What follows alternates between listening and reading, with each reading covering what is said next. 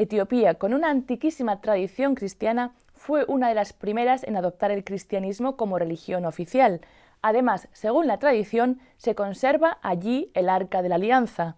Este país, el tercero más poblado del continente africano, se encuentra en pleno Cuerno de África y comparte fronteras con países tan inestables como Sudán, Eritrea o Somalia. Hablaremos hoy con Monseñor Rodrigo Mejía Saldarriaga, vicario apostólico de Sodo, jesuita, misionero de vocación y de corazón. Monseñor, muchísimas gracias por estar aquí. Bueno, gracias. Usted nació en Colombia, en Medellín, ya en 1938, pero lleva casi 50 años ya en África. No vamos a hablar de esta etapa tan interesante de su vida porque nos llevaría a todo el programa. Quizá otra vez que lo tengamos aquí como invitado hablaremos de estos 50 años en África, pero brevemente, ¿cómo fue su llegada a la República Democrática del Congo, en aquella época Zaire, donde usted también estuvo viviendo casi 20 años? Sí, en aquel momento el Zaire había sido independiente en el 1960 y la Iglesia se dio cuenta de que casi la totalidad de los misioneros eran belgas. Naturalmente, después de la independencia había este sentimiento normal, anticolonial, contra los belgas, y se pensó, especialmente en la Compañía de Jesús, internacionalizar más el cuerpo misionero. Entonces se hizo llamado a dos provincias que en aquel entonces tenían muchas vocaciones, que era la provincia de Loyola, en España, y la provincia de Colombia. Entonces pidieron voluntarios, y yo fui uno de ellos, me ofrecí, y así fue como llegué al África. Una historia de amor, dijéramos, que lleva ya 50 años. Sí. Usted luego estuvo en Kenia 14 años y ahora lleva ya 15 años en Etiopía. ¿Se siente usted todavía misionero en África? Bueno, la idea de misionero ha cambiado y mi concepto de misionero también ha cambiado. Yo no me siento misionero hoy en el mismo modo en que me sentía hace 50 años, porque en aquel entonces íbamos con aquella idea de que íbamos a salvar, íbamos a dar, a evangelizar. No teníamos nada que recibir. Y ahora es distinto. Vamos a compartir el mensaje del Evangelio, pero también se aprende muchísimo. Yo creo que después de 50 años me deberían dar un doctorado. Bueno, quizá, ¿cuál sería el título de su doctorado? Yo creo que sería, la clave es ser iglesia, o sea, ser comunidad, más allá de las fronteras, más allá de las barreras de raza, de nación, de tribu, de cualquier otra ideología, y crear una especie de fraternidad mundial basada en los valores del Evangelio, en los valores que la Iglesia enseña. Monseñor, habrá países en África que no tienen una tradición antigua cristiana, donde, dijéramos, la evangelización se ha dado en el último siglo. Pero en Etiopía no es así. El cristianismo arraigó muy fuertemente desde los comienzos. De hecho, ya en los Hechos de los Apóstoles, el primer San Felipe, apóstol, bautiza a un etíope, dignatario de la corte en Etiopía. Sí, hay una gran diferencia porque cuando uno llega a Etiopía, sobre todo en la parte más del norte, uno se da cuenta de que llega a un país cristiano, en su gran mayoría. Ya eso va cambiando bastante porque la Iglesia Ortodoxa cristiana era la totalidad del país en la antigüedad, pero poco a poco se ha ido infiltrando, han ido surgiendo otras confesiones, especialmente el Islam, que antes no estaba presente en Etiopía, ahora ya llega casi al 40% del país. Pero no solamente eso, a Etiopía lleva tiempo descubrir Etiopía porque es una sola palabra con un solo país, pero es un mosaico de naciones. Es un mosaico de pueblos con distintas lenguas, con distintas mentalidades. Y ahora mi vicariato queda en el sur, en donde ahí es completamente distinto. La Iglesia Ortodoxa es es minoría, y la mayoría es gente que nunca ha recibido el Evangelio. Y entonces, claro, ahí hay misión de primera evangelización, que es distinta, ¿no? Yo quería, de los datos que ha nombrado usted, la Iglesia Católica es una minoría muy chiquitita, creo que no llega ni al 0,7%, ¿no? Exacto. La sí. Iglesia Ortodoxa es del 56%, lo cual, como digo, tiene una historia muy antigua, se retorna al siglo VI. Pero el número de protestantes, que llega a un 16%, a mí me sorprende, porque la Iglesia protestante, que es relativamente nueva del siglo XX, ha adquirido tanto auge en Etiopía. Bueno, esto se explica muy bien en el sentido de que los protestantes presentan un modelo de iglesia mucho más simple, no cabe duda, una liturgia mucho más simplificada, tienen una estructura jerárquica prácticamente inexistente, está basado en la predicación únicamente, y entonces esto atrae mucho a los jóvenes, especialmente coincidiendo con el renovamiento espiritual, el movimientos carismáticos, etc. Muchos jóvenes dejan la Iglesia Ortodoxa para pasarse a la Iglesia Protestante, buscando una liturgia en donde se puedan expresar personalmente, porque la liturgia ortodoxa es de tipo oriental, es ya muy bien hecha, muy reglamentada, pero en la cual no hay esta espontaneidad que tienen los grupos protestantes, ¿no? Por otra parte, hay que abonarles a las iglesias protestantes una estrategia que tienen en todo el mundo, y es la traducción de la Biblia. Y ellos se han encargado de traducir el Nuevo Testamento en lenguas locales, y han trabajado más en el sur que en el norte. Entonces eso explica que hayan crecido mucho más en regiones donde la Iglesia Ortodoxa no era numerosa. Pero en realidad la Iglesia Católica entró al norte del país. Los primeros contactos fueron en los primeros vicariatos, etcétera, fueron en la parte más cristiana. El objetivo no era tanto hacer cristianos, porque ya lo eran, sino mostrar la presencia de la Iglesia Católica con miras a crear una comunión ecuménica con la Iglesia Ortodoxa y con el Papa de Roma, ¿no?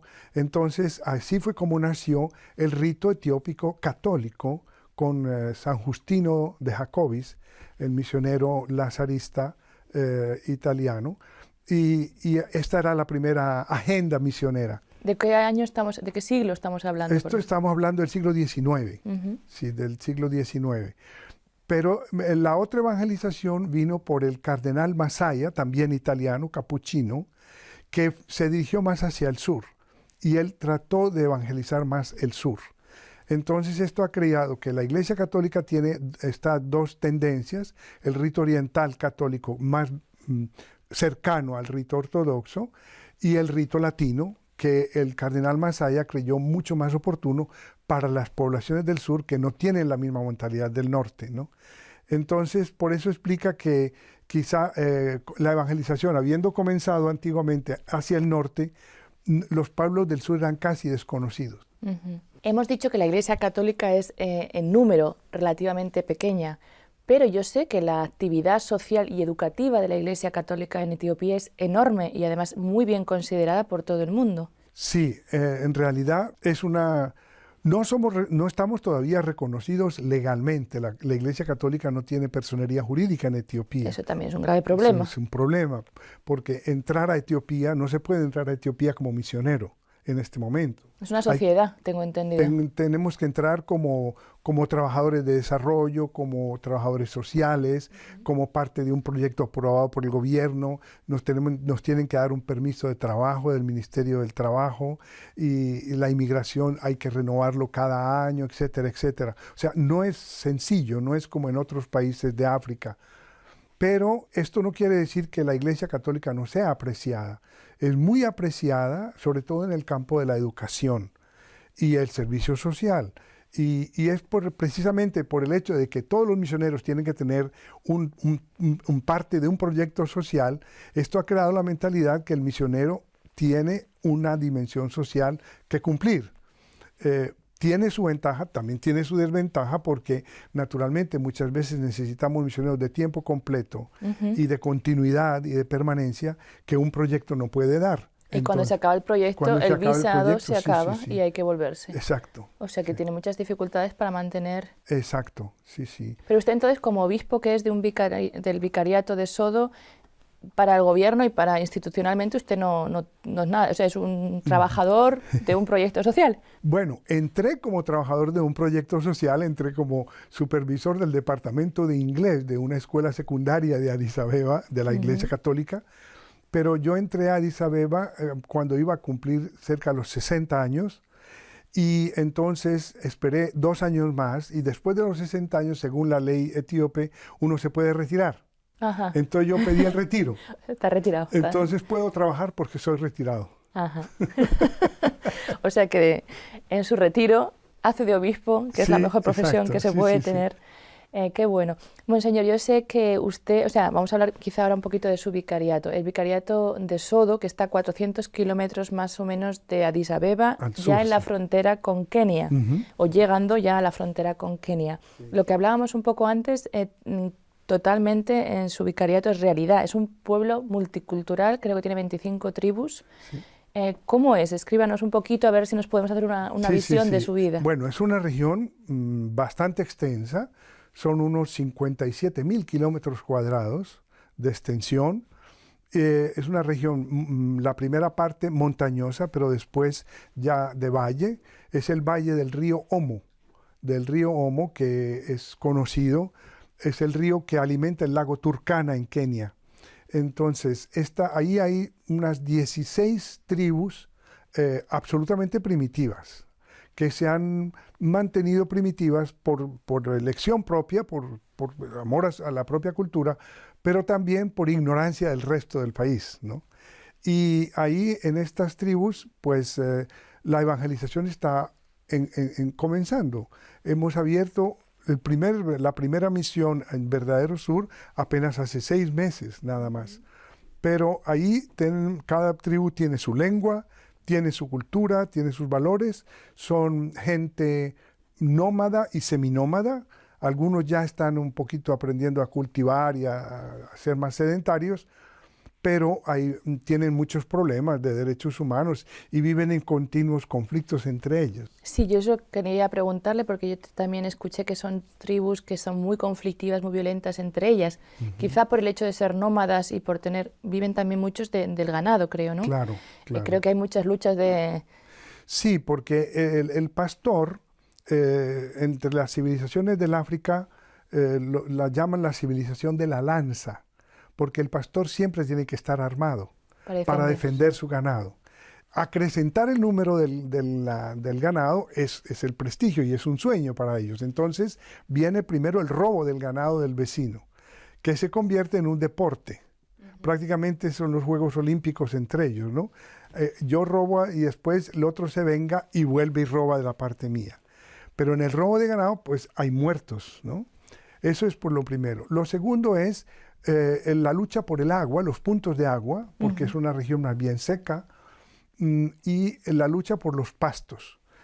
Los pastores no tienen terreno bien definido, no tienen aldeas, ellos caminan con el ganado, pero hay veces que tienen que buscar pastos en los territorios de la otra tribu, y ahí viene otra vez otra fuente de conflictos, sí, claro.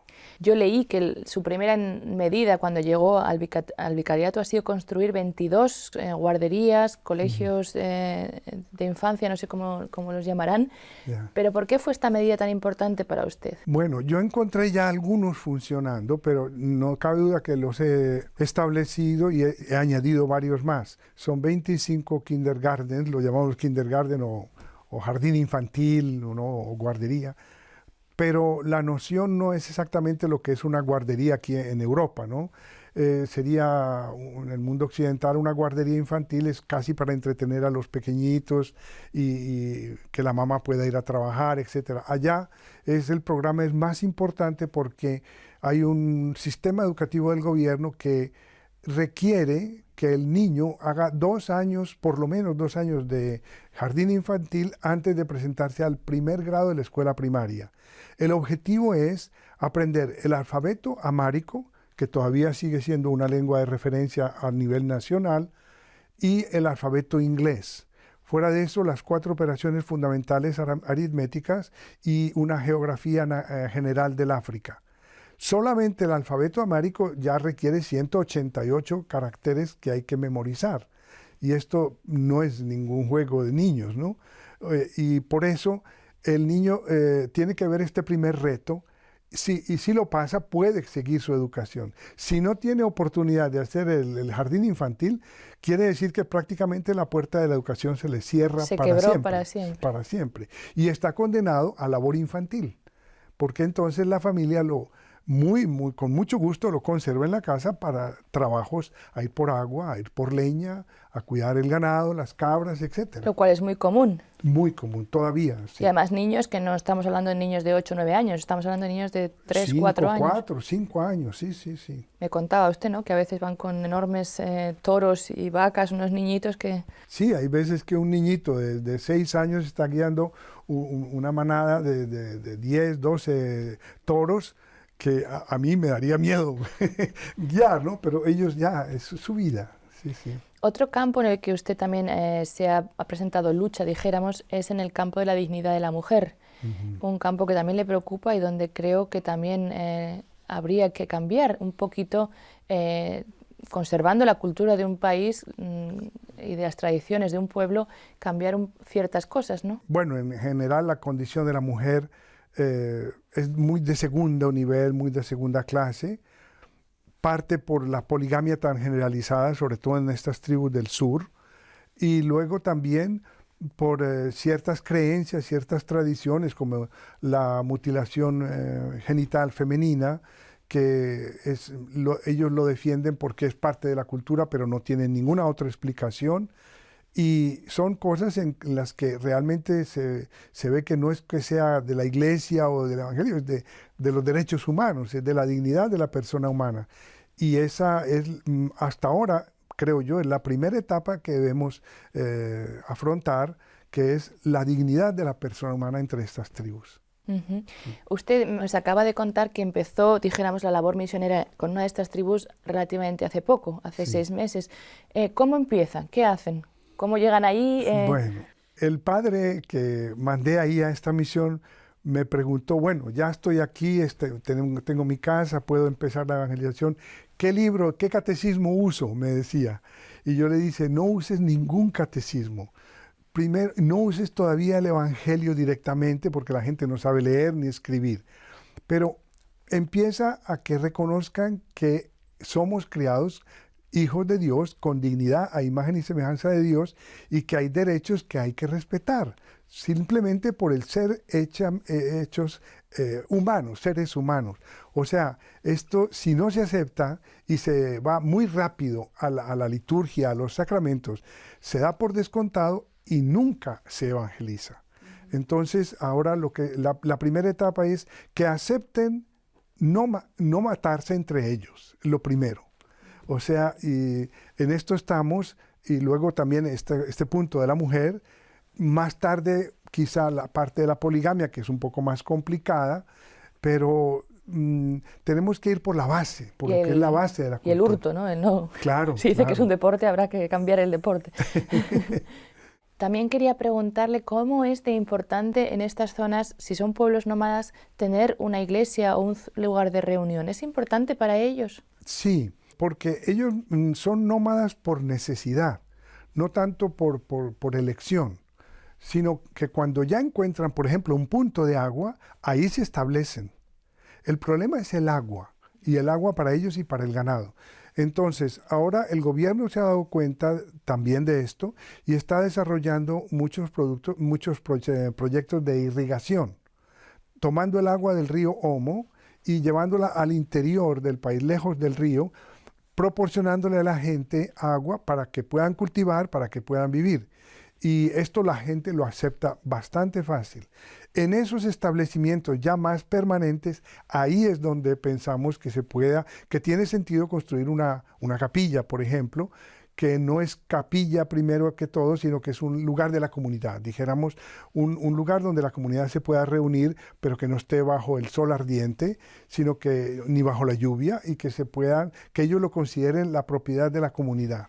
Uh-huh. Hemos hablado hace nada de los conflictos, de las luchas que existen entre estas tribus. Yo me preguntaba, ¿tiene esto algo que ver con su lema episcopal, amaos los unos a los otros? Bueno, sí, clarísimo, porque no solamente en estos conflictos tribales son entre esta gente del sur primitiva, sino que es una cosa muy general. El tribalismo sigue siendo, a mi manera de ver, el mayor reto al Evangelio en África. No cabe duda. Y esto vale tanto para la Etiopía como para el Congo, para Kenia y otros países de África en donde he tenido ocasión de trabajar por algunas semanas o algún mes. Yo creo que el valor de la tribu, no cabe duda, es grande, y la tribu como tal es una cosa de alabar y de mantener porque es cultural, pero no se debe absolutizar en tal modo que ya lleve a un enfrentamiento, a un confrontamiento, a envidia, a corrupción, a todo esto que es el origen, es el tribalismo. Uh-huh. Así que amaos los unos a los otros no es solamente una cosa espiritual, sino es un proyecto. Claro, es un programa. Un programa yo pensé cuando me dijeron, obispo, me dijeron, tiene que escoger un lema. Y yo dije, bueno, yo aprovecho para escoger un lema que sea programático, que sea una tarea de hacer. Hemos hablado también de que la Iglesia Católica tiene se reconoce mucho como alguien que trabaja en la educación, en lo social. Hemos hablado que no tiene derecho, dijéramos, como institución, ¿no? Uh-huh. Para el gobierno son trabajadores sociales. ¿Existe el peligro grave de realmente olvidarse de que uno no es solo un trabajador social? Sí, yo creo que sí. Hay dos peligros opuestos. Uno es muchos sacerdotes y religiosos rechazan este aspecto social y reaccionan diciendo, vinimos aquí, nuestra misión es espiritual, no es social. Dejemos la parte social, es deber del gobierno, es deber de otras. Y entonces entran en ese conflicto. Otros aceptan el labor social y en realidad pues olvidan la parte espiritual. Un sacerdote me dijo una vez, yo no fui ordenado para proyectos de agua. Y yo le contesté, bueno, antes de decir eso tienes que pensarlo mejor, porque el bautismo es un proyecto de agua. En el sentido de que aún la parte espiritual es encarnada. O sea, tenemos que hacer una síntesis, no es o escoger aquello o lo otro, sino tratar de ponerlo junto, ¿no? Y el mismo Jesucristo que multiplicó el pan fue el mismo de las bienaventuranzas. O sea que es un reto de integración, creo yo. Quizá en este capítulo podría hablar un poquito de la espiritualidad etíope, que también es muy rica, ¿no? Hablamos un poquito de la liturgia, pero creo que el amor a los santos, a la Virgen, también es muy grande. Muchísimo, muchísimo. Ellos, esto es lo que más, el punto que nos une más con los ortodoxos, que ellos ven que la Iglesia Católica profesa una gran veneración, un gran culto a María, Madre de Dios. La espiritualidad ortodoxa, dijéramos, está muy, muy influenciada por el Antiguo Testamento. Por ejemplo, los grandes santos de la Iglesia Ortodoxa son los ángeles y los arcángeles, San Miguel, San Gabriel, San Rafael. Cada mes tienen su fiesta, etc. Y además hay un elemento que no se puede ignorar, y es que antes de que la Iglesia cristiana existiera en Etiopía, antes del siglo VI y todo, ya había religión judía en Etiopía. Uh-huh. Estos famosos judíos que los conocemos, los falachas, que durante la guerra de los 7 días con Israel, etcétera, muchos fueron transportados a Israel. Yo he visitado aldeas de ellos en donde todavía profesan la religión judía. O sea, el cristianismo llegó a Etiopía no sobre religión animista tradicional solo, sino sobre toda la religión judía en el norte del país. Bueno, señor, se nos acaba el tiempo. Yo ya le digo que le invitaré pronto otra vez de nuevo a nuestro programa, siempre bienvenido, pero gracias. Tiene usted la oportunidad ahora de hablar a muchísimas personas en todo el mundo, también en su país natal, en Colombia. ¿Qué le gustaría a usted decir a todos aquellos amigos que nos siguen, que siguen este programa Donde Dios Llora? Bueno, en primer lugar, quiero decir que tengo esta oportunidad gracias a la ayuda a la iglesia que sufre y que realmente es una oportunidad única de hablar por aquellos que no tienen voz en el mundo, por aquellos que no se pueden expresar a nivel internacional. Y agradecer en primer lugar porque sé que mucha gente de buena voluntad, cristianos, católicos y también de otras confesiones, cuando llega un momento de crisis que llega periódicamente a Etiopía, especialmente por las sequías periódicas, hay una respuesta y recibimos esta ayuda que nos llega y esto es muy reconocido también por los cristianos de Etiopía.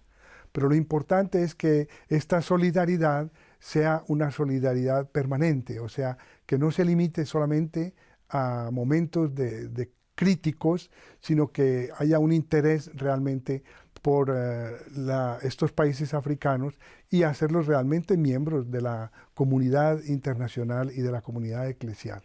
Muchas gracias. Gracias, Monseñor. Y lo de amaos los unos a los otros, podemos vivirlo en cualquier parte del mundo, pensando y quizás solidarizándonos también. Nosotros hablamos mucho de la comunión de los santos, de la comunión de todos los cristianos en el mundo.